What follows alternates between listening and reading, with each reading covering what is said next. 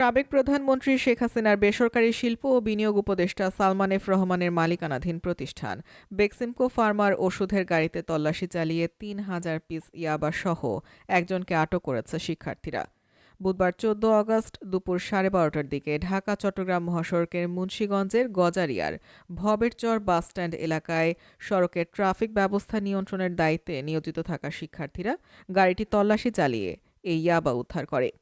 এ সময় উদ্ধারকৃত ইয়াবাসহ চালককে আটক করে পুলিশে দেয়া হয়।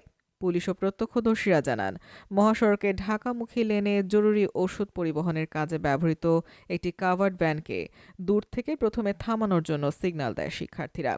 সিগন্যাল অমান্য করে চালক গতি বাড়িয়ে দিলে প্রায় ১০০ গজ দূরে থাকা অন্যান্য শিক্ষার্থীরা গাড়িটি থামাতে সক্ষম হয়। এরপর গাড়িটির পেছনের ডালা খুলে ভেতরে তল্লাশি চালিয়ে একটি ব্যাগের ভেতরে টেপ পেঁচানো অবস্থায় পাওয়া যায় বিপুল ইয়াবা। পরে পুলিশের উপস্থিতিতে শিক্ষার্থীরা উদ্ধারকৃত ইয়াবা ট্যাবলেট গণনা শেষে আটক কাভার্ড ভ্যান চালক সোহাগ সহ উদ্ধারকৃত মালামাল গজারিয়া থানা পুলিশের কাছে হস্তান্তর করে। আটক কাভার্ড ভ্যান চালক সোহাগ নওগাঁ জেলার সদর উপজেলার তেলাওয়াতপুর ইউনিয়নের জেল হক মিয়ার ছেলে বলে জানিয়েছে পুলিশ। বিষয়টি নিশ্চিত করে গজারিয়া থানার ওসি রাজীব খান জানান, শিক্ষার্থীরা প্রতিদিনের মতো মহাসড়কের বিভিন্ন পয়েন্টে যানবাহনে তল্লাশি চালানোর সময় বেক্সিমকো ফার্মার একটি গাড়ি থেকে বিপুল ইয়াবা ট্যাবলেট উদ্ধার করে।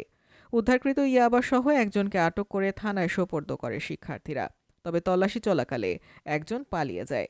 এছাড়া জব্দকৃত ইয়াবা ও কাভার্ড ভ্যান পুলিশের হেফাজতে রয়েছে।